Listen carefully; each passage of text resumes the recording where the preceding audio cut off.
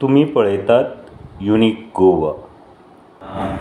कुलदेवी रेणुका देवी असेल तर श्री रेणुका देव्य नमः, किंवा कुलदेव दामोदर असेल तर श्री दामोदर देवाय नमः. अशा पद्धतीनं आपण नामस्मरण करू शकतो. ज्यांना गुरुमंत्र मिळालेला असेल त्यांनी गुरुमंत्र आपल्याला जप करायचा आहे. तर साधना केल्यामुळे काय होतं तर आपल्याला ईश्वराचं अधिष्ठान प्राप्त होतं. हे समर्थ रामदास स्वामी यांचा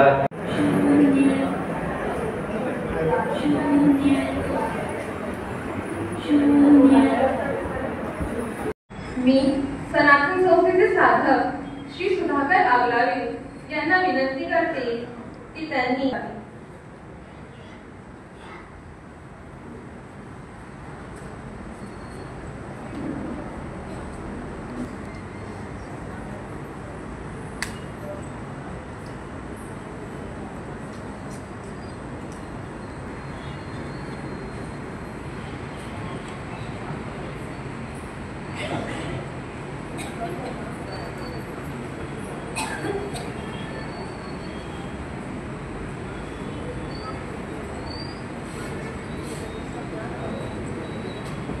बंधू भगिनींनो, येणाऱ्या रामराज्याच्या रामनामाची या भारत भूमीमध्ये शीघ्र अतिशीघ्र रामराज्य साकार व्हावे यासाठी आपण आज 10 मिनिटे श्री रामनामाचा सामूहिक जप करणार आहोत.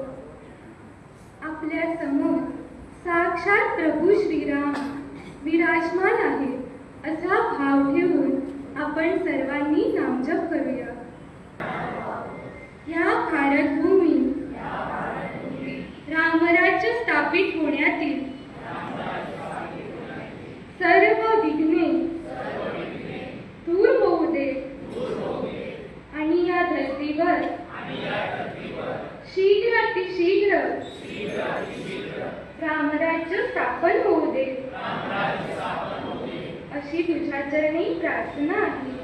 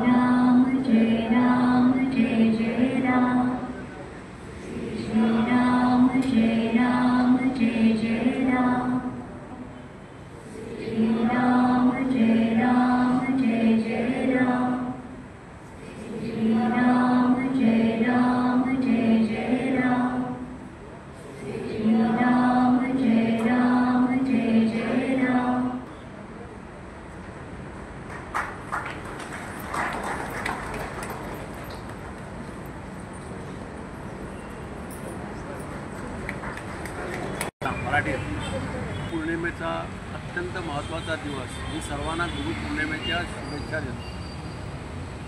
आजचा दिवस हा आपल्या सर्व गुरूंना वंदन करण्याचा दिवस आहे.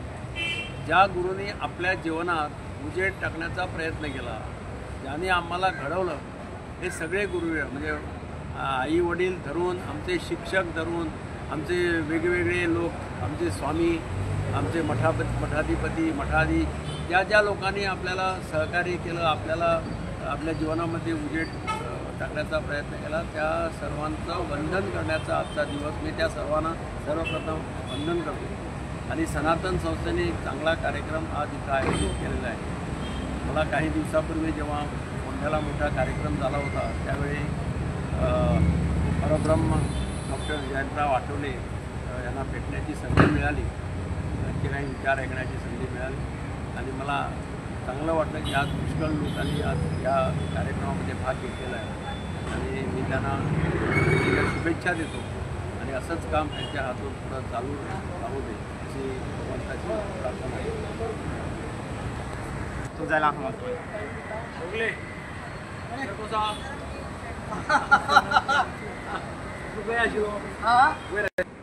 जेव्हा मी ही स्वभावदोष निर्मूलन प्रक्रिया गुरुदेवांनी सांगितलेली मनापासून केली, तेव्हा माझा हा दोष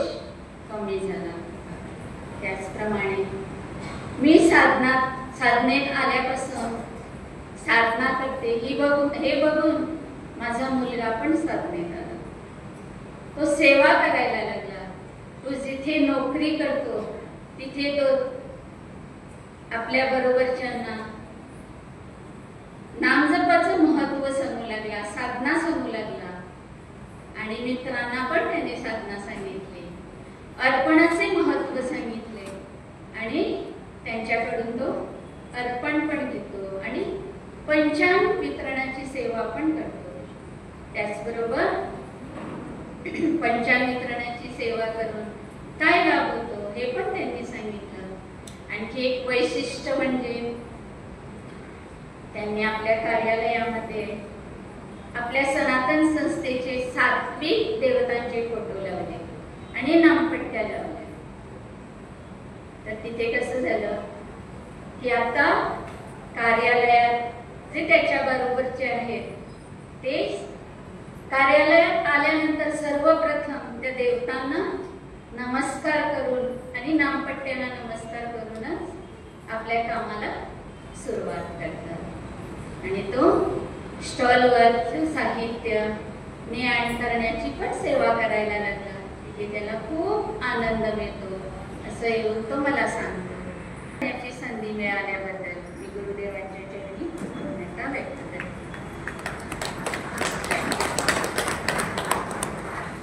ती एक अनुभूती आली. म्हणजे दोन्ही मुलं ही सनातनच्या मार्गदर्शनाखाली साधना करतात. तर मोठा मुलगा 10वीला होता. 10वीला पण त्याला 92% मार्क मिळाले, 12वीला 71% मिळाले. आता इंजिनिअरिंगमध्ये कॉम्प्युटर सायन्स ही स्ट्रीम मिळाला त्याला. आणि गुरुदेवांच्या कृपेने खूप असं संसारातल्या पण अशा अडचणी अशा सुटत गेल्या. तर आपल्याला प्रत्येकाला आपल्या पाल्याची काळजी असते की मुलांना आपण घेऊन बसलं तरी पण अभ्यास करत नाही. तर आपण त्याला जर साधनेची जोड दिली तर आपल्या सर्व अडचणी अशा सुटू शकतात. गुरुदेवांच्या कृपेने अनुभव कथन केल्याबद्दल गुरुचरणी कोटी कोटी कृतज्ञता.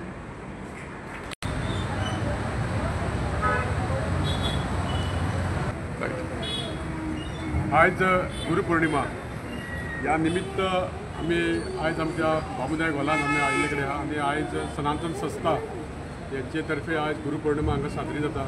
आणि आज आम्ही पळयलां की सनातन संस्थेचे सगळे साधक हितचिंतक आज हांगा उपस्थित आसा. आनी आमी पळयता की आपलो जो गुरू असता त्या गुरूचो सन्मान करपाक, गुरूचा आज रिस्पेक्ट करपाक असो दीस आहा हो. आणि ह्या निमतान आज हांगा सनातन संस्थेचे संस्थापक त्यांचे आठवलेजी त्यांचे आज सगळ्यांचे ते साधकांचे गुरू त्यांचे आज कृतज्ञता व्यक्त करपा खातीर आज सगळे हांगा जमले कडेन आसा. आनी गेल्या मे म्हयन्यान शंकरनाथ महोत्सव जालो फर्मागुडी, थंय हांव उपस्थित आसलेलो. आनी आमी हजारो संख्येने लोक थंय येयल्ले आनी एक तरेचे चैतन्य ते पळोवन निर्माण जालें. आनी सनातन संस्थेची कार्य हे आपल्या राष्ट्रा खातीर चालू आसा. तेजें खूब योगदान आमच्या गोंयांत सुद्दां खूब मेळ्ळे कडेन आसा. आनी अशेंच तेंचें कार्य सततीच रावचें अशें म्हाका. देव बरें करूं. अर्धेकमध्ये घालवतो आपण. अगदी घोड्यासारखं इकडनं तिकडे पळत असतो. आपला प्रयत्न असतो जमेल तितकं काम करावं आणि जमेल तितके पैसे आपण गोळा करावे, जमेल तितक्या साधन सुविधा आपण हे करावे. आणि मित्र हो, तिसरा जो 1/3 भाग आहे त्यामध्ये प्रत्येकाने रिटर्निंग असा तो काळ आहे. तर पहिला भाग लर्निंगचा, दुसरा 1/3 अर्निंगचा आणि तिसरा रिटर्निंगचा आहे. आणि मित्र हो, या रिटर्निंगच्याच भावनेनं जे काही मगाशी माझ्याबद्दल सांगण्यात आलं, जाणता राजाचं आयोजन असू द्या किंवा संभवामी युगे युगे किंवा ज्या काही सामाजिक गोष्टी मी करतो ते हे भान ठेवून करतोय की आता माझी ही 3री स्टेज चालू आहे आणि समाजाला आपण काहीतरी देणं लागतो, ही भावना मनात ठेवून त्याप्रती आपण काम करायला पाहिजे. मगाशी सांगितल्याप्रमाणे गुरु हा परमोच्च ठिकाणी आहे. अगदी वादात एक गोष्ट आहे ती, याला दुसरी म्हणजे काहीच तडजोड याच्याबद्दल होऊ शकत नाही. तसंच आपल्या आजूबाजूला जी मंडळी असेल त्याला आपण सगळ्यांनाच काही देव सारखं काही देत नाही, सगळ्यात सारखं काही देत नाही. तर जेवढं आपल्याला जमेल तेवढी सेवा इतरे जनाचीही आपण करावी अशी मला आज इथे आपल्याला नम्र विनंती करावी असं वाटतंय. मग ते काही वृद्धाश्रम असो, शाप आहे खरं म्हणजे आपल्याला वृद्धाश्रम माझ्या मते तरी आपल्या समाजाला मिळालेला एक शाप आहे. पण तरी असू द्या, त्यांची निदान तिथे व्यवस्थित काळजी तरी घेतली जाते. पण त्या भावनेत नका होऊया. किंवा मातृछायासारख्या संस्था आहेत त्या अनाथ मुलांसाठी काम करतायत, तर तिथे आपण आपली सेवा देऊया. सो अशा जे कोणी आपल्या आजूबाजूला असतील, ज्यांना आपली गरज असेल, त्यांना त्या वेळी आपण मदतीचा हात देऊया. आणि मला वाटतं आपल्या गुरुंना जसं मी सांगितलं तसं कदापिही आपण विसरू नये. मग ते सगळ्यात पहिली गुरु आपली आई, त्यानंतर आपले शिक्षक, त्यानंतर समाज. आपला समाज सुद्धा आपल्याला खूप काही गोष्टी शिकवत असतो. आता आपण त्यातलं किती घेतो आणि किती सोडून देतो हा संशोधनाचा विषय आहे. पण जर आपण आपली मती व्यवस्थित ठेवली आणि जर सूक्ष्म निरीक्षण केलं तर मला वाटतं प्रत्येक गोष्टीत, प्रत्येक घटनेत काही ना काहीतरी घेण्यासारखं असतं, काहीतरी पॉझिटिव्ह असतं. तर अशा सगळ्या पॉझिटिव्ह गोष्टी आपण घेऊया. आणि जाता जाता न आवरत नाही म्हणून गुरुचरित्रामधल्या जो गुरुच्या बाबतीतला दुसरा अध्याय त्याच्यातल्या 2 किंवा 3 श्लोक मी इथे आपणासमोर प्रस्तुत करतो. बोलती वेद सिद्धांत, बोलती वेद सिद्धांत गुरुची ब्रह्म ऐसे म्हणत, याची कारणी गुरु भजता सर्व देव तुझ वश. म्हणजे बघा, गुरुची जर आपण सेवा केली तर पूर्ण जग आपल्याला वश होऊ शकतं. तसाच अजून एक ओवी आहे. एखादे समयी श्री हरी अथवा कोपे त्रिपुरारी. म्हणजे शंकर, हरी देव जरी आपल्यावरती कोपला आणि शंकर म्हणजे तोही जर आपल्यावरती कोपला, राखे श्री गुरु निर्धारी आपुले भक्त जनासी. म्हणजे जर तुम्ही गुरुची भक्ती व्यवस्थित केली तर तुमच्यावर उद्या जरी देव जरी कोपला तरी तुम्हाला त्याच्यातनं मार्ग मिळू शकेल. गुरु कृपा होय जास, दैन्य दिसे कैसे त्यास. समस्त देव त्यासी वश्य, कळी काळाशी जिंके नर. कळी काळाशी म्हणजे आपला आता जो वर्तमान आहे. मगाशीच गुरुदेवाने सांगितलंय की आत्ताचा जो काळ आहे, ज्या ह्याच्यातनं आपण कालक्रमण करतोय ते म्हणजे कलियुग. आणि कलियुगाचा अनिष्ट काळ असा हा आजचा काळ आहे. ज्याच्यातनं जर आपण तरुण जायचं असेल तर गुरु शिवाय पर्याय नाही. आज मला इथे बोलून माझ्या भावना व्यक्त करण्याची संधी दिल्याबद्दल मी सनातन संस्थेचा खूप खूप ऋणी आहे. तसंच त्यांनी मला शंखनाद महोत्सवामध्ये माझा पूर्वानुभव लक्षात घेऊन आणि ज्या ठिकाणी शंखनाद होणार होता त्याच ठिकाणी 2 मोठे कार्यक्रम म्हणजे एक जाणता राजा आणि दुसरा संभवामी युगे युगे हे सादर केल्यामुळे मला त्याने तो मान दिला. त्याबद्दलही मी इथे जाहीर प्रमाणात सनातन संस्थेचे आभार व्यक्त करतो आणि माझ्या वाणीला विराम देतो. धन्यवाद.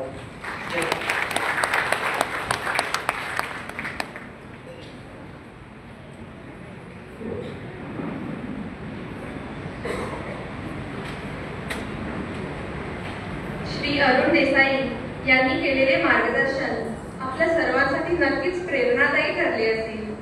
आपल्या जीवनातील प्रत्येक व्यक्ती आपल्याला काही ना काही शिकवत असते, आपल्याला प्रोत्साहन देत असते आणि ती आपल्याला गुरुस्थानी असते. त्यांच्या प्रती आपण नेहमीच कृतज्ञता व्यक्त केली पाहिजे. सर्वत्र आज एकत्र जमलो आहोत. आताच्या काळात आपली साधना म्हणून आपल्याकडून गुरुतत्वाला काय अपेक्षित आहे हे आपण या प्रवचनातून जाणून घेणार आहोत. बांधवांनो, आपण सध्या पाहत आहोत की बाहेरची परिस्थिती अतिशय अस्थिर आहे. कुणाचे जीवन सुरक्षित राहिलेले नाही.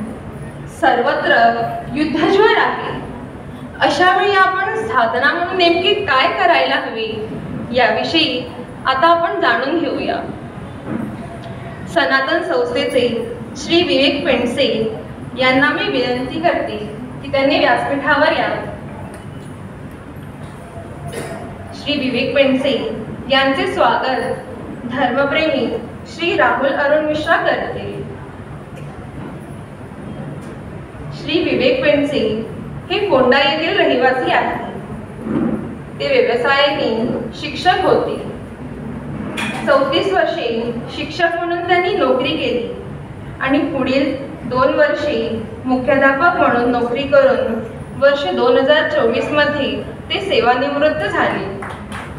गेली 35 वर्षे त्यांनी सनातन संस्थेच्या मार्गदर्शनाखाली साधना करत आहे. सध्या ते रामनाथी येथील सनातन संस्थेच्या आश्रमात दैनिक सनातन प्रभातच्या संपादकीय विभागात सेवा करत आहे. त्यांची आध्यात्मिक पातळी 68% आहे.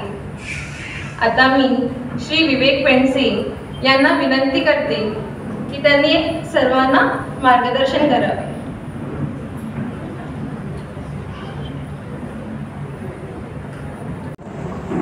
सच्चिदानंद परब्रह्म डॉक्टर आठवले यांच्या चरणी मी वंदन करतो. उपस्थित सर्व बंधू भगिनी त्यांना माझा भावपूर्ण नमस्कार. तसंच इथे त्यांनाही माझा नमस्कार. आज गुरुपौर्णिमा. गुरुपौर्णिमा म्हणजे गुरूंच्या प्रती कृतज्ञता व्यक्त करण्याचा किंवा गुरुसेवेचा संकल्प करण्याचा दिवस असतो. आता तरुण देसाई यांनी सांगितलं त्याप्रमाणे भारताचं महत्वाचं वैशिष्ट्य काय आहे तर गुरु शिष्य परंपरा. आता ही दैवी परंपरा केवळ गुरु शिष्य मोक्ष अध्यात्म इतक्यापुरतीच मर्यादित नाही तर ती विश्व कल्याणासाठी कार्यरत आहे. गुरु शिष्य परंपरेनं केवळ शिष्याचा जीवनानंच कल्याण केलं असं नाही तर धर्म संस्थापनेचं आणि राष्ट्र रक्षणाचंही कार्य केलं आहे. इतिहासात जर आपण लोकांना पाहिलं तर आपल्या लक्षात येईल की जेव्हा जेव्हा धर्माला ग्लानी आली तेव्हा धर्मरक्षणाचं कार्य हे गुरु शिष्य परंपरेनं केलेलं आहे. उदाहरणार्थ द्वापार युगामध्ये जेव्हा अधर्म बळावला तेव्हा भगवान श्रीकृष्णाने अर्जुनाला युद्धासाठी प्रेरित केलं, अधर्माचा नाश केला आणि धर्म संस्थापना केली. जेव्हा राष्ट्रावर काही संकट आले तेव्हा ही गुरु शिष्य परंपरेनं राष्ट्र रक्षणाचं कार्य केलेलं आहे. हे नंद वंशातील उन्मत्त राजा जेव्हा प्रजेवर अत्याचार करत होता तेव्हा आर्य चाणक्य यांनी काय केलं की चंद्रगुप्त मौर्य याला दिशादर्शन केलं. नंदाची जुलमी जी सत्ता होती ती उलथवून टाकली आणि न्यायसंपन्न आणि समृद्ध असं मौर्य साम्राज्य उभं केलं. त्याच्यानंतर परकीयांची आक्रमणं झाली भारतावर. तर त्यावेळी हिंदूवर जुलूम झाले, हिंदूवर जबरदस्ती करण्यात आली, अत्याचार करण्यात आले. तर अशा वेळी हिंदू समाजाला जागृत करणं, संघटित करणं, साहसी बनवणं हे जे काही कार्य आहे हे गुरु शिष्य परंपरेनंच केलेलं आहे. याचं चांगलं उदाहरण म्हणजे समर्थ रामदास स्वामी आणि छत्रपती शिवाजी महाराज. हिंदू समाज जेव्हा निस्तेज झाला होता तेव्हा रामदास स्वामींनी काय केलं की शक्ती जागृत करण्यासाठी जागोजागी मारुतीची मंदिरं स्थापना केली. आता यात विशेष काय आहे की धर्माच्या बाजूने किंवा न्यायाच्या बाजूने लढणाऱ्यांपेक्षा अधर्माच्या बाजूने लढणाऱ्यांची संख्या आणि शस्त्रबळ हे अधिक होतं. हे महाभारताचं उदाहरण आपल्या लक्षात येईल. परंतु याच्यामध्ये शेवटी धर्माचाच विजय झाला. कारण ईश्वराचा जो आशीर्वाद असतो ना, तो धर्माच्या बाजूने लढणाऱ्यांच्या बाजूने होता. त्याच्यामुळे धर्माचा विजय झाला. आजही हे जे परम कल्याणकारी गुरुतत्व आहे हे धर्माच्या रक्षणासाठी किंवा भारताच्या उत्कर्षासाठी कार्यरत आहे. त्यामुळे आपलं कर्तव्य काय आहे की या धर्म आणि राष्ट्राचे जे कार्य आहे त्याच्यामध्ये स्वतःला झोकून देणं. आज आपण सर्वजण या गुरुपौर्णिमेच्या कार्यक्रमासाठी आला आहात. म्हणजे गुरु शिष्य परंपरेचा प्रवाह आपल्यापर्यंत पोहोचलाय. आता या कार्यात समर्पित होणं ही आजच्या काळाची साधना आहे. हे कार्य आपल्याला सगळ्यांना मिळून करायचं आहे, राष्ट्रधर्म रक्षणाचं. आता राष्ट्र आणि धर्म असं जेव्हा आपण म्हणतो तेव्हा या संकल्पना समजून घेण्याची आवश्यकता आहे. आता धर्म म्हणजे काय? तर धर्म म्हणजे समाज व्यवस्था उत्तम राहणं आणि व्यक्तीचं आध्यात्मिक कल्याण होणं यासाठी जी काही व्यवस्था सांगितलेली आहे त्याला धर्म असं म्हणतात. हे तशी धर्माची व्याख्या ही खूप व्यापक आहे. कारण धर्म हा आचारमूलक आहे, आचरणात आणण्याची गोष्ट आहे. ऐकण्याची किंवा वाचण्याची गोष्ट नाही, ती जगण्याची गोष्ट आहे. त्यामुळे आचरणात आणणं म्हणजे काय करणं? तर धर्माचरण करणं. तर हे आपल्या हिंदू धर्मामध्ये सांगितलेलं आहे. धर्माचरण म्हणजे काय करायचं? तर आपण नेहमीच्या काही गोष्टी करतो. कपाळावर कुंकू लावणं, सण व्रते उत्सव भक्तिभावानं साजरे करणं, देवपूजा करणं, यज्ञयाग करणं, या सगळ्या धर्माचरणाच्या कृती आहेत. पण इतक्यावर संपत नाही. तर आपण कुटुंबात वावरतो, समाजात वावरतो, तर त्यांच्या प्रती आपली काही कर्तव्य आहे. मग हे कर्तव्याचं योग्य तऱ्हेनं पालन करणं म्हणजे सुद्धा धर्माचरणच आहे. तर उदाहरणार्थ एखादा दुकानदार आहे तर त्यानं ग्राहक हिताचा धर्म पाळला पाहिजे. माता पिता आहे तर त्यांनी गृहस्थ धर्म, किंवा शेजारचे व्यक्ती आहेत आपल्या तर आपला शेजार धर्म असतो, किंवा मुलीविषयी पिता धर्म, मातेविषयी पुत्र धर्म. हे धर्म म्हणजे थोडक्यात आपलं कर्तव्य. इथे कर्तव्य आपण योग्य तऱ्हेनं आपलं पार पाडायला पाहिजे. त्याशिवाय आपण जे समाजात वागतो तर नीतिनियमानं वागणं, सदाचरण करणं, भ्रष्टाचार न करणं, अनैतिकतेनं न वागणं, प्रामाणिकपणे वागणं, हे सगळं जे आहे ना हे धर्माचरण आहे. आता हे धर्माचरण का करायचं? तर धर्माचरणामुळे आपल्याला ईश्वरी चैतन्य मिळतं आणि आपली आध्यात्मिक उन्नती होते, आत्मबल वाढतं. म्हणून धर्माचरण करायचं. यासाठी सकाळी उठल्यापासून ते रात्री झोपेपर्यंत आचरण कशा पद्धतीनं करावं त्याचं हे आपल्याला धर्माला सांगितलेलं आहे आपल्या धर्मामध्ये. त्यामुळे धर्म काय सांगतो हे जाणून त्याप्रमाणे आपण जर केलं तर आपलं धर्माचरण व्यवस्थित होऊ शकतं. हे आपण स्वतःपासून, आपल्या कुटुंबियापासून त्याचा आरंभ करू शकतो. आजपासून समजा आपण करत नसलो तर आजपासून आरंभ करावा. याच्यामध्ये काय काय येतं? तर गरीब वडीलधारी माणसं आहेत. म्हणजे आता अरुण देसाईंनी सांगितलं की आपल्या वडीलधाऱ्या माणसांची आपण काळजी घ्यायला पाहिजे. आजच्या काळात ती आवश्यकता आहे.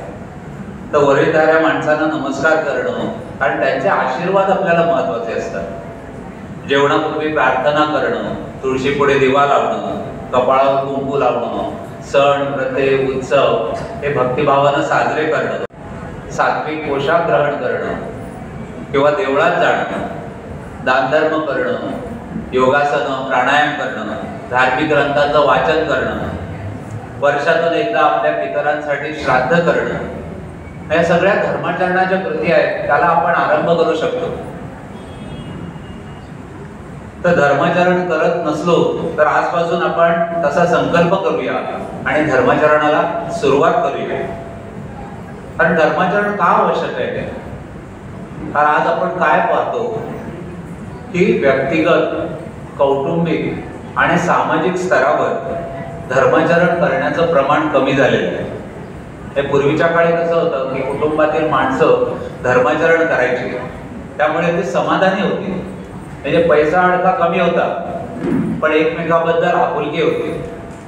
आणि आज बघा, आज कशी परिस्थिती आहे. आज आपली भौतिक प्रगती खूप झालेली आहे.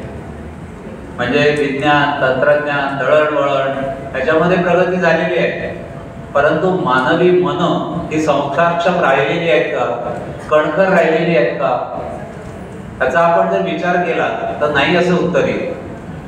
आर्थिक सुबत्ता आहे, परंतु मनशांती हरवलेली आहे.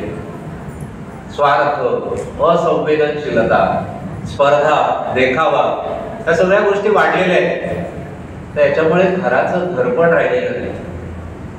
अशी जर परिस्थिती आहे तर आपल्याला खऱ्या अर्थानं सुख, समाधान जर मिळवायचं असेल तर धर्माचं निष्ठेनं पालन करणं हे अत्यंत आवश्यक आहे. आणि हे केवळ आता व्यक्तिगत उपासनेपुरतं मर्यादित ठेवून उपयोग नाही, तर समाजात जाऊन हे धर्माचरण कसं करायचं हे आपल्याला सांगितलं पाहिजे. धर्मप्रसार, धर्मजागृती केली पाहिजे, कारण ही काळाची आता आवश्यकता आहे. त्यासाठी आपल्याला काय करायला लागेल तर आपल्या थोड्या कक्षा रुंदावून, आपली नोकरी आहे, करिअर आहे, व्यवसाय आहे, धंदा आहे, तर या चौकटीच्या थोडंसं बाहेर येऊन आपल्याला वेळ काढून या राष्ट्र आणि धर्म या कार्यासाठी आपल्याला तो वेळ दिला पाहिजे आणि धर्मजागृती केली पाहिजे. तर यासाठी आपण या गुरु कार्यासाठी, कारण आज गुरुतत्वाला हे अपेक्षित आहे, गुरु शिष्य परंपरेला हे अपेक्षित आहे, तर त्यासाठी गुरु कार्यासाठी राष्ट्र धर्म त्यासाठी तन, मन आणि धन अर्पण करण्याचा आज आपण संकल्प करूया. आता कोणालाही वाटेल की आपण धर्माचा प्रसार समाजात जाऊन करायला पाहिजे, वैयक्तिक स्तरावर आम्ही करतो, उपासना करतो, पण लक्षात घ्या आज समाजाची सात्विकता ही अगदी रसातळाला गेलेली आहे. अशा वेळी केवळ मी साधना करतो, वैयक्तिक पातळीवर मी सज्जन आहे एवढं पुरेसं नाही आहे, तर सगळा समाज धर्माचरणी व्हायला पाहिजे. मग यासाठी आपल्याला धर्मप्रसार केला पाहिजे. नाही आपण अनंत कोटी परमेश्वर आहे, ब्रह्मांडाचं तो नियमन करतो, तर त्याला काय आवडेल. तुम्ही लक्षात घ्या की स्वतःच्या पुरती साधना करणारा आवडेल की समाजात जाऊन जो समाजाला साधना सांगतो तो आवडेल. तर नक्कीच जो समाजाला साधना सांगतो तो ईश्वराला अधिक प्रिय होईल. कारण भगवंताला कसं आहे ना की भगवंताला समष्टी कार्य प्रिय असतं. त्याच्यामुळेच काळानुसार जे राष्ट्र आणि धर्म यांचं कार्य करणं हे आज गुरुतत्वाला अपेक्षित आहे. कारण जिथे धर्माला ग्लानी आल्यावर भगवंत सुद्धा अवतार घेऊन प्रगट होतो, तिथं आपण केवळ माझा स्वतःपुरता विचार करणं किंवा कोणीतरी येऊन धर्माचं कार्य करणार आहे असा विचार करणं ते कितपत योग्य आहे आपण विचार करा. तर आपण जर या धर्मकार्यात सहभागी झालो तर आपल्यावर ईश्वराची कृपा होणार आहे. यासाठी आपल्याला हे कार्य सर्वांना मिळून करायचं आहे. याचं उदाहरण पण आपल्याकडे आहे. छत्रपती शिवाजी महाराज आहेत, तर त्यांचे वडील काय आदिलशाहकडे नोकरीला होते, शहाजीराजे. मनात आणलं असतं तर शिवरायांना ती नोकरी करता आली असते, पण त्यांनी तसं केलं का. तर निस्वार्थीपणे स्वतःचा स्वार्थ बाजूला ठेवून एक एक मावळा एकत्र केला आणि हिंदवी स्वराज्याचा खटाटोप केला, हिंदवी स्वराज्य उभं केलं. दुसरं उदाहरण म्हणजे स्वातंत्र्यवीर सावरकर. ते स्वतः बॅरिस्टर होते. इंग्रजांकडे नोकरी करू शकले असते, चांगला पगार मिळाला असता, वेतन मिळालं असतं, पण त्यांना तसं करायचं नव्हतं. तर त्यांना भारत मातेचा संसार करायचा होता. त्यामुळे त्यांनी क्रांती कार्यात स्वतःला झोकून दिलं. त्याच्यामुळे ज्यांनी वैयक्तिक स्वार्थ बाजूला ठेवून राष्ट्र आणि धर्म यांच्या कार्यात स्वतःला संविधान म्हणून अर्पण केलं, अशांचीच नावं इतिहासामध्ये सुवर्णाक्षराने लिहिली जातात. त्यामुळे आपल्याला हे कार्य करणं ते आज गुरुतत्वाला अपेक्षित आहे. आता राष्ट्र आणि धर्म याचा काय संबंध आहे ते आपण समजून घेऊया. आज आपण बघतो की आपल्या सभोवताची स्थिती ही भयावह आहे. आज एकीकडे पाकिस्तान, चीन, बांगलादेश हे आपल्या देशावर प्रत्यक्ष आणि छुपेपणानं आक्रमण करत आहेत. दुसरीकडे भारताच्या अंतर्गत भागातही खूप अशांतता आहे. गेल्या वर्षभरातील काही घटना जर लक्षात घेतल्या तर आपल्या लक्षात येईल.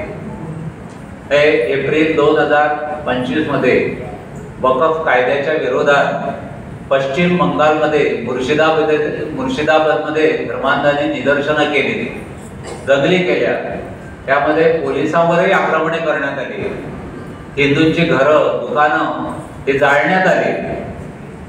मार्च 2025 मध्ये औरंगजेबाचं थडगं हटवण्यासाठी हिंदुत्व नष्टांनी मोहीम केली, आंदोलनं केली. त्यावेळी नागपूरमध्ये धर्मांधांनी दंगल पेटवली. वर्ष 2024 मध्ये उत्तर प्रदेशमध्ये बहराईच किंवा राजस्थानमध्ये भिलवाडा या ठिकाणी हिंदूंच्या धार्मिक मिरवणुका जात होत्या, तर त्या ठिकाणी धर्मांधांनी दगडफेक केली, हिंसाचार केला. उत्तराखंडमध्ये जेव्हा अवैध मशीद हटवली तेव्हा धर्मांधांनी हिंसाचार केला. अलीकडे वास्कोमध्ये पण घटना घडली मागच्या वेळी की रामनवमीची मिरवणूक जात होती, तर त्यावेळी धर्मांधांनी दगडफेक केली. किंवा कर्नाटकमध्ये मंगळूरू इथे हिंदुत्व नेत्यांच्या हत्यांची प्रकरणं घडली. अशा अनेक घटना सांगता येतील, मी काही तिथं नमूद केलेल्या आहेत. अशा घटना प्रतिदिन आज भारतामध्ये घडत आहेत. आणि या घटनांच्या मागचं महत्वाचं सूत्र काय आहे, तर भारताच्या अंतर्गत आणि बाह्य शत्रू जे आहेत, तर ही जी काही आक्रमणं होत आहेत ना, तर ती केवळ विस्तारवाद किंवा भूमी प्रदेश ताब्यात घेण्यासाठी नाही, तर हिंदू धर्माला संपवण्यासाठी आहे. आता पहलगाम मध्ये आक्रमण झालं तर आतंकवाद्यांनी देश विचारून नाही हल्ला केला, तर धर्म विचारून गोळ्या झाडल्या. आतापर्यंतच्या ज्या दंगली झाल्या त्यांचा हाच इतिहास आहे. जिथे धर्मांध माजले त्यांनी हिंदूंना, हिंदूंच्या प्रतीकांना, त्याचा हेतू केवळ भूमी ताब्यात घेणं हा नव्हता, तर हिंदू धर्माला संपवणं हाच होता. त्यामुळे त्यांनी हिंदूंची मंदिरं जाळली, हिंदूंची मंदिरं उद्ध्वस्त केली, गोहत्या केल्या, हिंदू स्त्रियांचं शील भ्रष्ट केलं. म्हणजे हे जर आपण लक्षात घेतलं तर आपल्या लक्षात येईल की राष्ट्र आणि धर्म या एकाच नाण्याच्या दोन बाजू आहेत. हिंदू धर्म जर नसेल तर राष्ट्र टिकणार नाही, आणि राष्ट्र जर नसेल तर धर्माचरण करता येणार नाही. आता आपल्याला वाटेल की गुरुपौर्णिमेच्या प्रवचनामध्ये हा विषय घ्यायला पाहिजे. तर आज जर आपण बघितलं, आज सगळी युद्धजन्य स्थिती आहे, आपण सगळे युद्धाच्या सावटाखाली आहोत. किंबहुना सर्व पृथ्वीच ही अधर्माच्या छायेत आहे असं म्हणायला हरकत नाही. तर वरवर जर बघितलं आपण तर हे सीमेवरील युद्ध जरी वाटलं तरी वास्तवात हे धर्मयुद्ध आहे. म्हणजे कौरव पांडव यांच्यामध्ये जे युद्ध झालं त्यावेळी कौरव पांडव आणि त्यांच्या सेना यांच्यामध्ये युद्ध झालं. पण आज कलियुगात जे आहे त्या धर्मयुद्धाचा प्रभाव सगळ्यावर आहे. त्यामुळे आपण कोणी तटस्थ राहू शकणार नाही. म्हणजे त्यावेळी आणि आता आपल्याकडे दोनच पक्ष होते, धर्म किंवा अधर्म. त्यामुळे अशा वेळी धर्माच्या पक्षात राहून समर्पण करणं ही आजच्या काळातील साधना आहे, आणि तोच आध्यात्मिक उन्नतीचा मार्ग आहे. जेव्हा महाभारताच्या वेळी अर्जुन संभ्रमावस्थेत होता तेव्हा भगवान श्रीकृष्णानं त्याला काय उपदेश केला की अधर्माचा नाश करणं हा धर्मच आहे. त्यामुळे आपल्याला आज काय करायचं आहे की साधना करून आपल्यामध्ये ब्राह्मतेज वाढवणं आणि अधर्माविरुद्ध लढण्यासाठी स्वतःमध्ये क्षात्रतेज जागृत करणं हे आज आवश्यक आहे. याच्यासाठी आपण काय कृती करू शकतो, तर स्वामी विवेकानंदांनी एक म्हटलंय की आपला खरा दोष काय आहे, ती भव्य दिव्य असं आपण करत नाही, हा दोष नाही, तर आपल्या आवाक्यामध्ये ज्या गोष्टी आहेत त्याही आपण करत नाही, हा खरा दोष आहे. त्याच्यामुळे आपण काय करायला पाहिजे, आपल्या आवाक्यात ज्या गोष्टी आहेत त्या आपण करू शकतो. उदाहरणार्थ आपल्याला धर्माबद्दल माहिती आहे, तर धर्माविषयी आपण ज्यांना माहिती नाही त्यांचं प्रबोधन करू शकतो. उदाहरणार्थ आपल्या कुटुंबामध्ये काही वेळा आता गणपती वगैरे उत्सव होतात, त्यावेळी आपल्याला लहान मुलं प्रश्न विचारतात की गणपतीला लाल फुल का वाहायचं, तर आपण काहीतरी त्यांना थातूमातून उत्तर देऊन गप्प करतो. पण त्याच्याऐवजी त्यांना शास्त्र सांगितलं तर त्यांना धर्माचं महत्व अधिक पटेल. किंवा आता धर्मप्रसार आपण करतो, तसंच धर्माचा द्वेष करणारी पण माणसं आहे. म्हणजे मंदिरात जाणं, तोकडे कपडे घालून जाणं म्हणजे व्यक्ती स्वातंत्र्य आहे असा विचार व्यक्त केला जातो.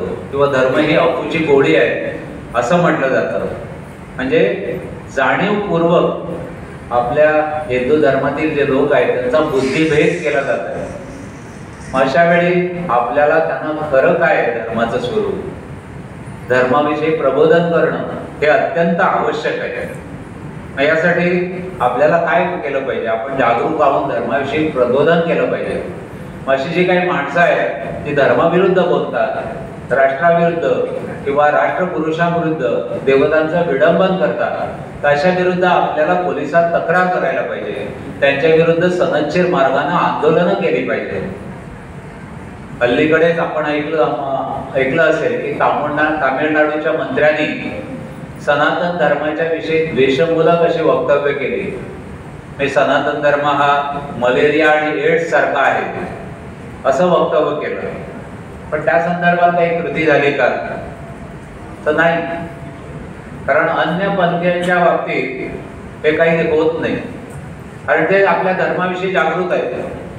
तर तसं आपण आपल्या धर्माविषयी जागृत झालो तर आपल्याही धर्माकडे कोणाची हिंमत नाही होणार वाकड्या नजरेनं पाहण्याची. यासाठी आपण संघटित होऊन आपण धर्मासाठी एकत्र यायला पाहिजे. आज जो आपण बघतो काळ की तिसऱ्या महायुद्धाचा काळ आहे. आज आपण बघतो की अलीकडेच काही दिवसापूर्वी इराण आणि इस्रायल याच्यामध्ये भयानक युद्ध झालं. त्या युद्धामध्ये दोन्ही देशांची मोठ्या प्रमाणात हानी झाली. इस्रायलच्या बाजूने अमेरिका होता, तर इराणच्या बाजूने रशिया आणि चीन होते. किंवा इस्रायल आणि पॅलेस्टाईन याच्यामध्ये परत परत युद्धाच्या टेंड्या उडतच असतात. छोटासा बांगलादेश आहे, तो आता भारताला आव्हान देतोय. दुसरीकडे चीन नेपाळ दहशत घालण्याचा विचारात आहे. तर पाकिस्तानमध्ये पहलगाममध्ये पाकिस्ताननं आक्रमण केलं, त्यानंतर भारतानं ऑपरेशन सिंदूर चालू केलं आणि वेळ पडली तर पुढेही चालू करू असं सांगितलं. रशिया आणि भारत यांच्या शस्त्र करारावरून अमेरिकेचा थैथयाट चालू आहे. म्हणजे एकंदर आपण जर स्थिती बघितली तर भयानक महायुद्धाची अशी स्थिती निर्माण झालेली आहे. तर अशा वेळी आपण काय आपलं कर्तव्य आहे, आपल्याला वाटेल की हे युद्ध आहे, कुठंतरी सैन्य तिकडे लढतील, तर असा विचार आपण करूया नको. हे युद्ध तर होणार आहे, पण आपल्या अंतर्गत भारताचे अंतर्गत जे शत्रू आहेत त्यांच्याविषयी काय, हे अंतर्गत शत्रू आज काय करत आहेत, तर देश धर्म याच्या विरुद्ध विषारी वक्तव्य करून आपल्या सैनिकांचं मनोधैर्य आहे त्याचं खच्चीकरण करत आहे. किंवा अभिव्यक्ती स्वातंत्र्याच्या नावाखाली शत्रू राष्ट्रांचा उदो करत आहे. तर अशा वेळी एक सजग नागरिक म्हणून आपण सतर्क राहू, हे त्यांचे प्रयत्न जे आहेत ते हाणून पाडले पाहिजे. तर त्याच्यासाठी आपल्याला त्यांच्या विरुद्ध वैचारिक पातळीवर लढलं पाहिजे. वैचारिक पातळीवर आपल्याला समाजाचं प्रबोधन केलं पाहिजे. कारण युद्ध हे केवळ सीमेवर लढलं जात नाही, तर वैचारिक स्तरावरही लढलं जातं. आपल्या समाजामध्ये काही खोटी कथानक, फेक नॅरेटिव्ह अशी पसरवली जात आहे. आज भारत हे राष्ट्र नाही, केवळ राज्यांचा समूह आहे असं काही विचार व्यक्त केले जातात, किंवा आर्य हे बाहेरून आले, फेक नरेटिव्ह, किंवा आपले उत्सव आहे तर त्याच्याविषयी सुद्धा काही नरेटिव्ह. उदाहरणार्थ गणेश चतुर्थीला गणपती विसर्जन केल्यानं प्रदूषण होतं असा मोठा प्रचार केला जातो आपल्या धर्माच्या वेळी. आपले धर्माचे विचार उत्सव असतात तेव्हा तसा प्रचार केला जातो. किंवा बॉलिवूड आहे तर त्याच्या माध्यमातून आज जे काही चित्रपट निर्मिती होते त्याच्यामधून अश्लील गोष्टी दाखवणं, अनैतिक संबंध दाखवणं त्याला पुष्कळ प्राधान्य दिलं जातं. त्याच्यामुळे आपली जी पुढची पिढी आहे ती चारित्र्यहीन होत चाललेली आहे. किंवा आपले जे युवक आहेत त्यांना जुगाराचं, अंमली पदार्थाचं व्यसन लावलं जात आहे. म्हणजे हे केवळ सैनिकामधील युद्ध आहे असं नाही, तर हे वैचारिक, बौद्धिक, सांस्कृतिक पातळीवरचं युद्ध आहे. आणि हे युद्ध आपण कसं लढू शकतो, तर आपल्या ज्या आवाक्यात आहे त्या गोष्टी आपण केल्या, समाजाचं या बाबतीत प्रबोधन केलं, त्यावेळी म्हणजे काही असं करत असतील, घरभेदी आहेत, धर्मविरोधी आहेत, त्यांच्या विरुद्ध सनदशीर मार्गाने आपण आंदोलनं केली तर हे आपलं रोखू शकतो. तर हे आज आपलं कर्तव्य आहे. तर त्यासाठी आपल्याला किमान आपल्या आवाक्यातील गोष्टी तरी जाणून घेऊन आपल्याला केल्या पाहिजे. तर या गोष्टी आपण काय काय करू शकतो, तर एक म्हणजे स्वदेशीचा वापर करणं. हे स्वदेशी गोष्टी आहेत त्याला प्राधान्य देणं. कारण आज आपण काही वस्तू बाजारामध्ये येतात जे परदेशातील आहेत, उदाहरणार्थ चिनी बनावटीच्या वस्तू येतात, स्वस्त असतात म्हणून आपण खरेदी करतो. अशा वस्तू खरेदी करणं हे म्हणजे खरं आपल्या सैनिकांचं रक्त सांडण्यासारखं आहे. त्याच्यामुळे आपलं प्राधान्य कशाला असायला पाहिजे की आपल्या स्वदेशी वस्तू वापरणं.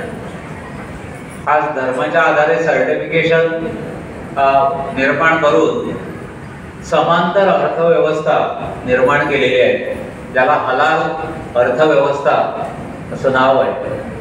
आणि ह्या अर्थव्यवस्थेमधून जो पैसा निर्माण होतो तर त्याचा उपयोग कशासाठी केला जातो, तर जे काही आतंकवादी आहेत, दहशतवादी आहेत त्यांना मदत करण्यासाठी हा पैसा वापरला जातो. आपल्याकडे हलाल जिहाद हा ग्रंथ आहे, हा आपल्याला ग्रंथ कक्षात उपलब्ध आहे. हा मुद्दाम ग्रंथ आपण वाचू शकता. तसंच धर्माचरण मगाशी मी सांगितलं तर कौटुंबिक स्तरावर आणि सामाजिक स्तरावर आपण धर्माचरणाच्या काय काय कृती करू शकतो याविषयीचे ग्रंथ आपल्या इथे उपलब्ध आहेत. तर आपण या ग्रंथांचा अवश्य लाभ घेऊ शकता. तसंच आपत्काळात जे काही होणार आहे तर आपत्काळात आपण कशी काळजी घ्यायची किंवा आपत्काळात आपल्याला काय काय करायला पाहिजे याविषयीचे पण ग्रंथ या ठिकाणी उपलब्ध आहे. तर स्वदेशीचा वापर करणं. दुसरं म्हणजे आपल्या समाजामध्ये देशद्रोही विचार पसरवले जात आहेत. भारत तेरे तुकडे होंगे किंवा दक्षिण भारत आणि उत्तर भारत यांच्यामध्ये प्रांतीय वाद निर्माण केला जात आहे. तमिळनाडू हे वेगळं राष्ट्र आहे असं म्हटलं जात आहे, किंवा वंदे मातरम याला विरोध केला जात आहे. अशा वेळी या देशद्रोही विचारांचं खंडन करणं असे जे करत आहेत त्यांचे मनसुबे उघडे. कसं की ऑपरेशन सिंदूर जेव्हा चालू होतं ना तेव्हा काही घरभेदी जे आहेत ते सामाजिक प्रसार माध्यमावर पाकिस्तानची मखलाशी करत होते. तर तेव्हा आपले जे राष्ट्रप्रेमी नागरिक आहेत त्यांनी सोशल मीडियावर त्यांचा खरपूस समाचार घेतला. अशी जागृती आपल्याला केली पाहिजे. काळ आहे तर त्यासाठी आपल्याला प्रशिक्षण घेतलं पाहिजे. म्हणजे आपल्या देशामध्ये सैनिकी प्रशिक्षण घेण्याची व्यवस्था नाही, पण उद्या समजा गृहयुद्ध भडकलं तर आपल्याला किमान आपल्या कुटुंबाचं संरक्षण करता यायला पाहिजे. यासाठी स्वसंरक्षण प्रशिक्षण आपण घेतलं पाहिजे. त्याच्याशिवाय प्रथमोपचार शिकून घ्यायला पाहिजे. त्याच्याशिवाय युद्ध काळात इंधन, वीज, पाणी यांची टंचाई भासते किंवा बँकेतून पैसे काढण्यावरही निर्बंध येतात. अशा वेळी काटकसरीनं आपण या वस्तू कशा वापरू शकतो, आपलं जीवन कसं जगू शकतो, त्याचा पण आपल्याला विचार केला पाहिजे. अजून एक या आपत्काळात महत्वाची गोष्ट ते म्हणजे संघटन. हे संकट काळात काय आवश्यक असतं तर आपण संघटित राहणं. हे कलियुगात म्हटलेलं आहे की संघे शक्त कलौ योगे, म्हणजे संघटनामध्ये तर त्या संघटनाला यश प्राप्त होतं. त्याच्यामुळे हे संघटन आपल्याला करायचं आहे. तर असे आदर्श आपल्यापुढे उदाहरणं आहेत. उदाहरणार्थ प्रभू श्रीराम आणि छत्रपती शिवाजी महाराज. प्रभू श्रीराम जेव्हा वनवासाला निघाले तेव्हा कोण होतं त्यांच्यासोबत? सीतामाई होत्या आणि लक्ष्मण होता.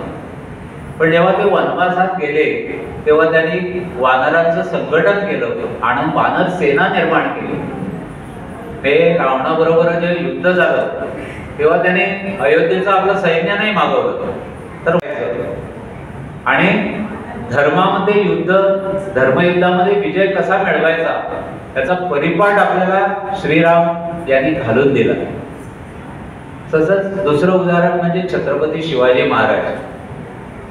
त्यांनी काय केलं की सगळ्या मावळ्यांचं संघटन केलं आणि हिंदवी स्वराज्य उभा केलं. हे जे मावळ्यांचं संघटन केलं त्याच्यामागे स्वार्थ पद याला काही महत्व नव्हतं, तर त्याच्यामागे त्याग होता. म्हणजे जे संघटन त्यागाच्या विचारावर असेल आधारित असेल ते निस्वार्थी संघटन होतं. आणि हे निस्वार्थी जर संघटन असेल तर मग खऱ्या अर्थानं रामराज्य किंवा हिंदवी स्वराज्य हे आपल्याला स्थापन करता येतं, हे साकार होतं. तर आपल्याला आत्ताच्या काळात अशा प्रकारचं संघटन केलं पाहिजे जिथे जात पात पंथ संप्रदाय हे सगळं विसरून आपल्याला एकत्रित यायचं आहे.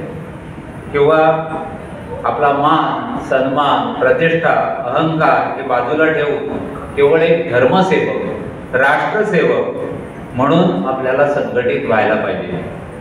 आणि या संघटनाचा पाया धर्म असणार आहे.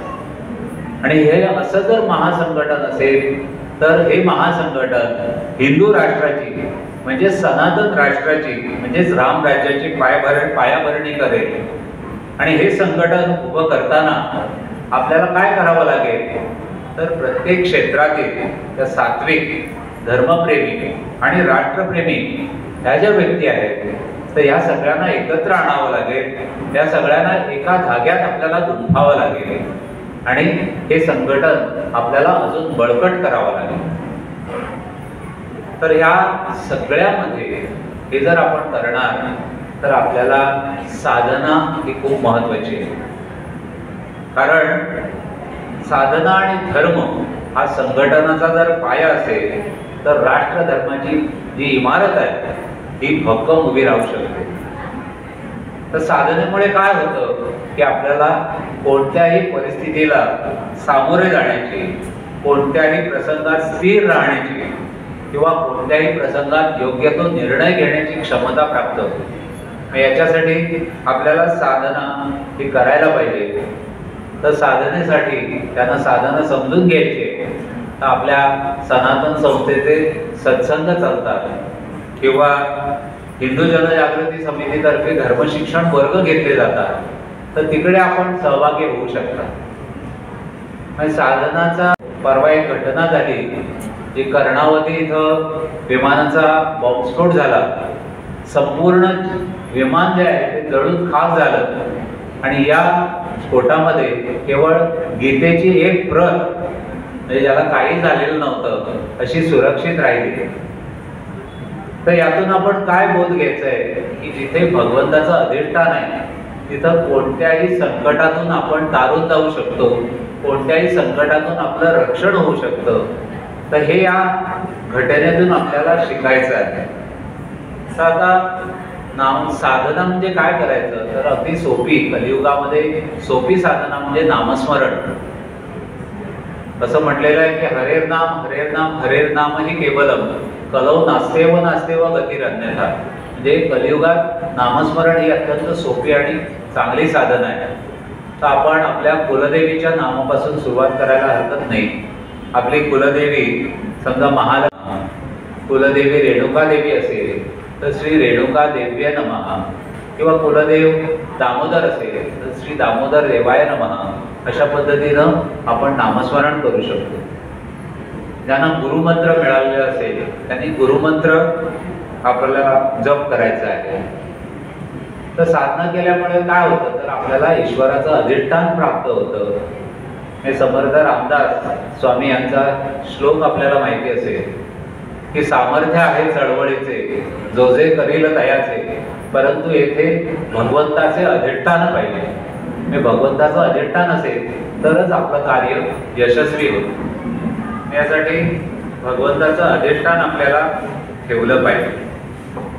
अजून एक गोष्ट म्हणजे आपल्याला आज्ञापालन करणं. हे गुरूंचं आज्ञापालन करणं. मगाशी अरुण देसाई यांनी सांगितलं की गुरूचं महत्त्व किती आहे.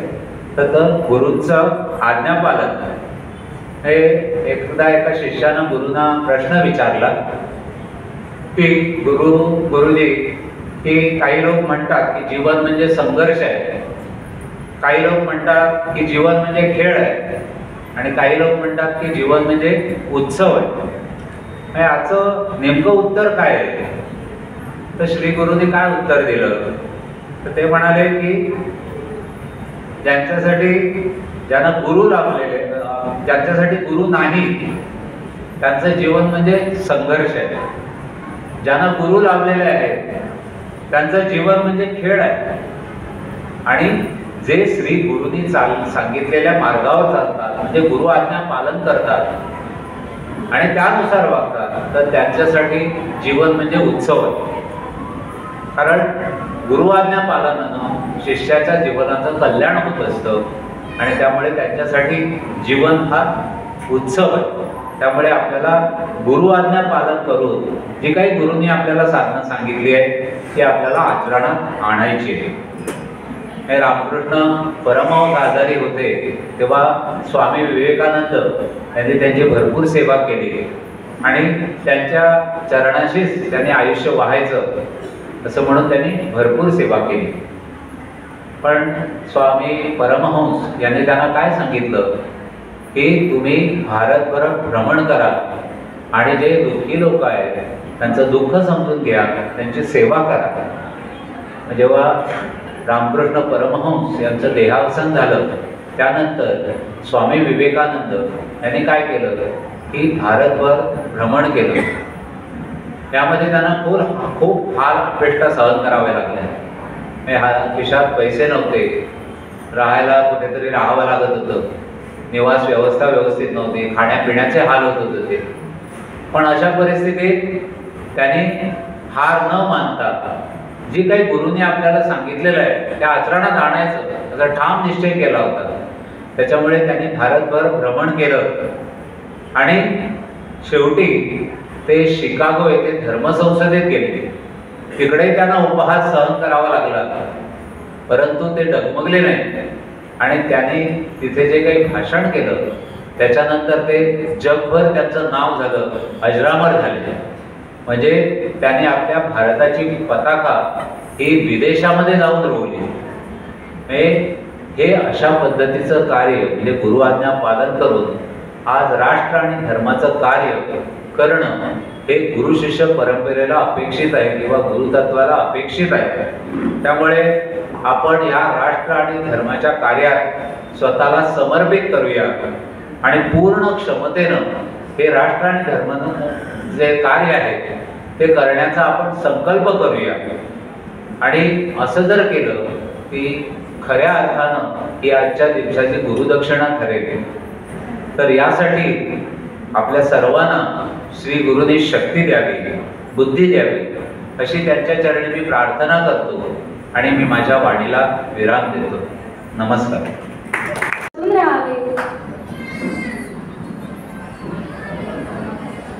उद्बोधक मार्गदर्शनामुळे आपणा सर्वांना राष्ट्र आणि धर्मावरील संकटांचे गांभीर्य लक्षात आले असेल. त्यातून राष्ट्र आणि धर्माच्या कार्यात आपण सहभागी व्हायलाच पाहिजे अशी प्रेरणा आपल्याला निश्चितच मिळाली असेल. त्या दृष्टीने आपण सहभागी होण्याचा दृढ निश्चय या गुरुपौर्णिमेच्या मंगलदिनी करूया. आता धर्मशिक्षण वर्गातील छात्रवीरांनी सादर केलेली स्वसंरक्षण प्रात्यक्षिके आपण चलचित्राच्या माध्यमातून पाहणार आहोत. बंधू भगिनींनो, आज हिंदूंवर विविध प्रकारची आक्रमणे होत आहेत. आपल्या मुलीबाळी घरातून बाहेर पडल्यानंतर सुरक्षित घरी परत येतील याची खात्री देता येते का? नक्कीच नाही. याचे मूळ कारण आपण साधनेच्या अभावी भक्तिहीन आणि शक्तिहीन झालो आहोत. यासाठी आपल्यामध्ये साधनेद्वारे भक्ती निर्माण होणे आणि शौर्य जागरणातून शक्ती निर्माण होणे आवश्यक झाले आहे. जेव्हा भक्ती आणि शक्ती यांचा सुयोग्य संगम आपल्यात होईल तेव्हा कोणतीही दुष्ट शक्ती आपल्याला त्रास देऊ शकणार नाही. त्यासाठी आपण मनाची तयारी करून आपल्यात क्षात्रतेज कसे निर्माण करायचे हे शिकावे लागेल. सच्चिदानंद परब्रह्म डॉक्टर आठवले यांच्या कृपेने ही संधी आपल्याला चालून आली आहे. पाहूया हिंदू जनजागृती समितीने सादर केलेल्या शौर्य जागरण प्रशिक्षणाचे चलचित्र. वीडियो देखेंगे.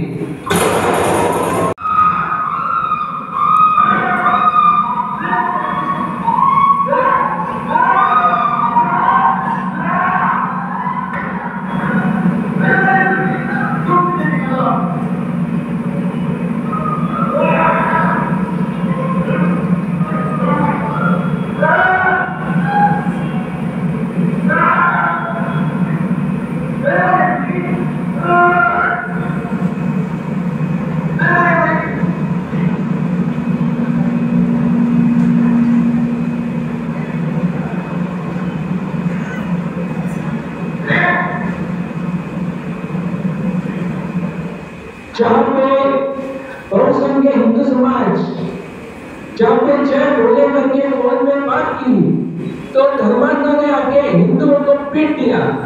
अरे भाई शादी किसकी को किसकी शादी है मान में रहा है खाएगा. अरे क्या भाई कब आया तू पैसे? अरे तेरी स्पॉन्सर में तू पैसे शादी है ना भाई की इसलिए दिखा क्या लेते सफेद देख देख देख देख देख हमें ये सब किया अरे ना हां और अच्छा ना जय बोले भैया बोल हां जय बोले अरे नीचे से आओ पर मेरे जीवन क्या बोले ले माइक सब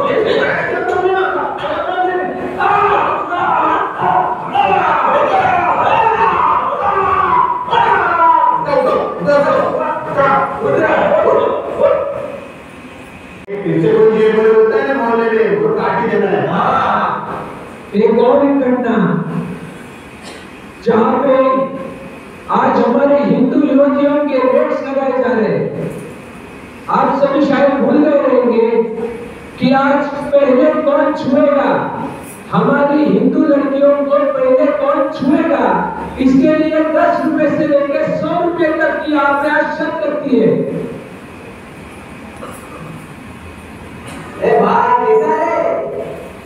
ठीक है कितने बजे? आज मेरे पास 5 बजे ना एक लड़का है अभी आज जो तो छुएगा ना तो मेरी तरफ से 20 रुपए चल रही सर. हाँ चल चल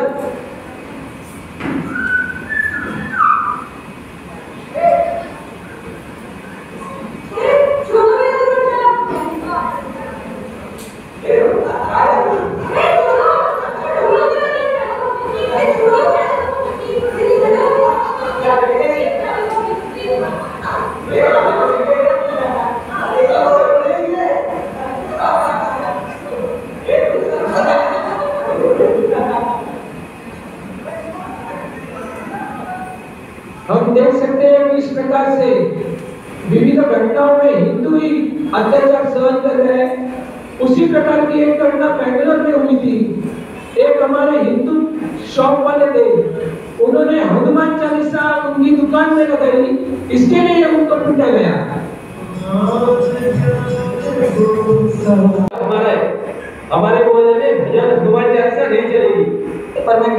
बजाता हूँ ना, तुम्हें क्या तकलीफ है? तकलीफ ये हमारा मोहल्ला है, एक बार बता रहा हूँ, आखिरी बार समझ नहीं धमकी दे रहा है मुझे? हाँ धमकी दे रहा हूँ।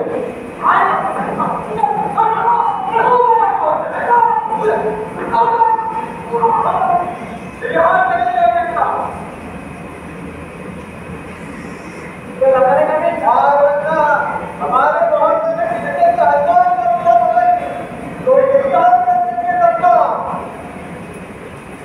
इस विविध घटनाओं के माध्यम से हम यही दिखाना चाहते हैं कि हिंदुओं के ऊपर अत्याचार कितनी मात्रा में हमारे ही बहुसंख्यक हिंदू देश में हो रहे। जैसे बताया कि कुछ ही दिन पूर्व पहलगाम में हिंदू आइडेंटिटी है, सिर्फ हिंदू है, इसके लिए उनको चुन चुन के गोली मार दी गई।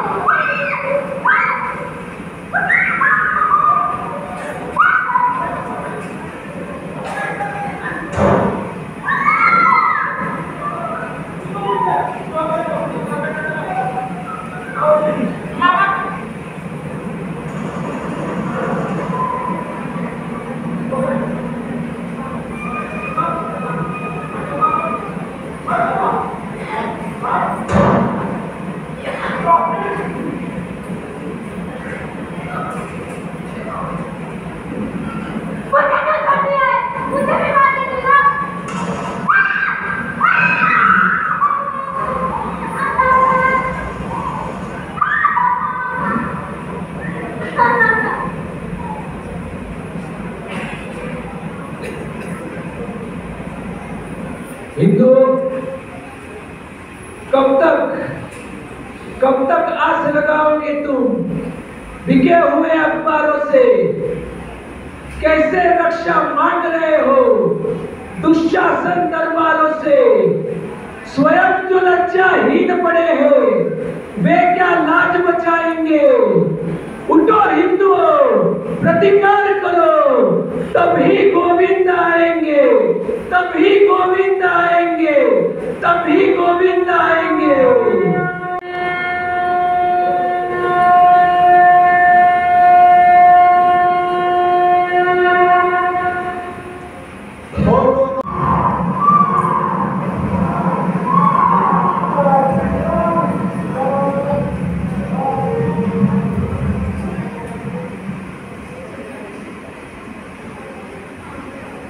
अरे क्या भाई मत कवर बोलते दिखा तुझे गली में मैंने बोलते देख मैं शॉपिंग करके क्या लाए थे? अरे क्या मत चला देख क्या बोलते हैं बढ़िया है तो ले आए जय बोले भैया हां मैं बोल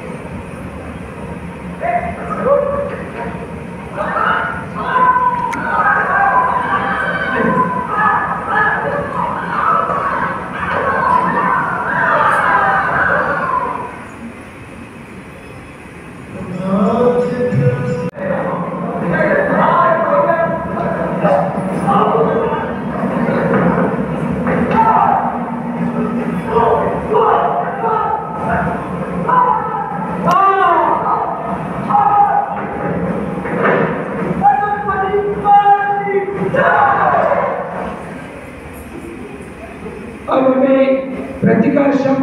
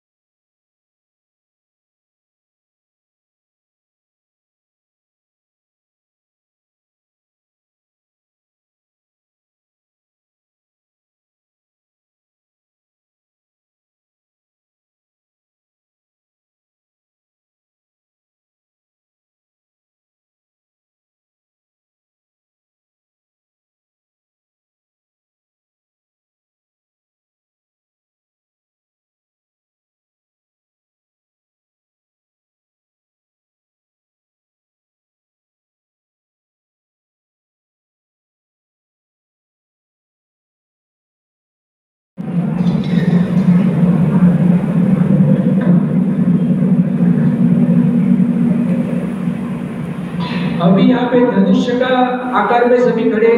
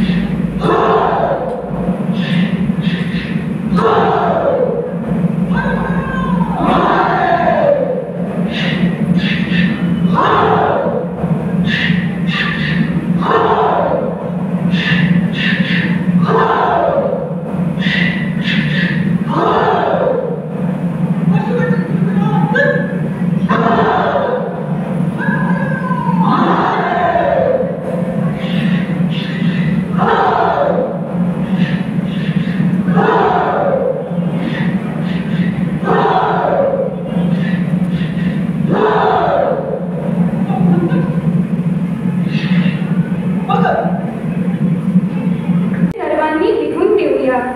लिहायला केवळ 2 मिनिटेच लागतील. आपल्याकडचे अभिप्रायपत्र बाहेर स्वागत कक्षात जमा करूया. लिहिण्यासाठी पेन कक्षावर उपलब्ध आहे. येथील गुरुपूजन संपन्न झाले आहे.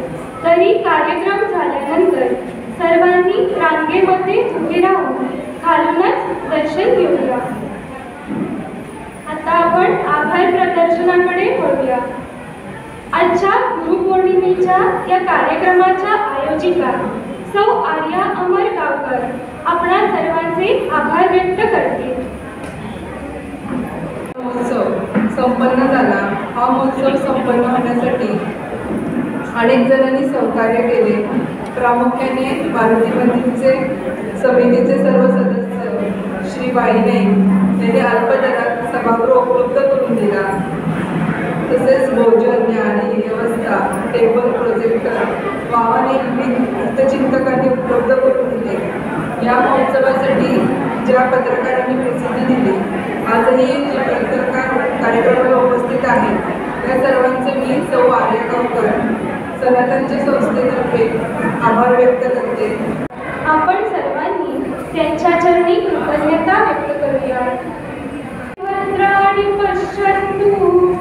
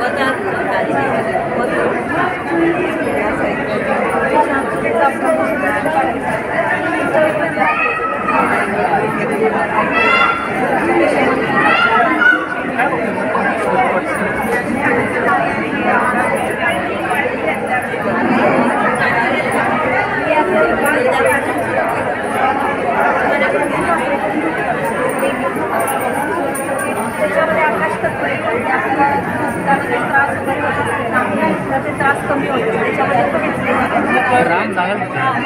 ते मोकळं करायचं एक बाजू असं मागं मागे शंकूसारखं एका लाईनीत नाही असं शंकूसारखं करायचं असे शास्त्रोक्त पद्धत अशी आहे तर आपण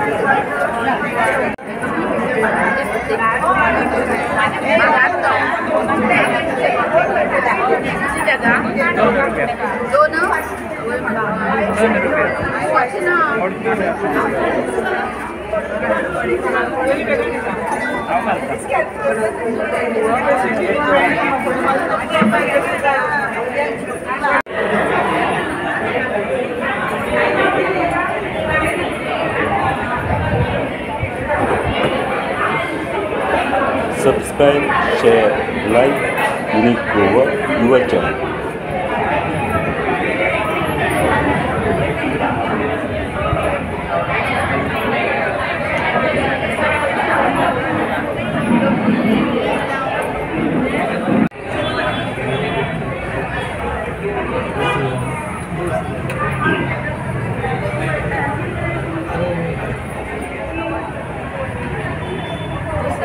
शकले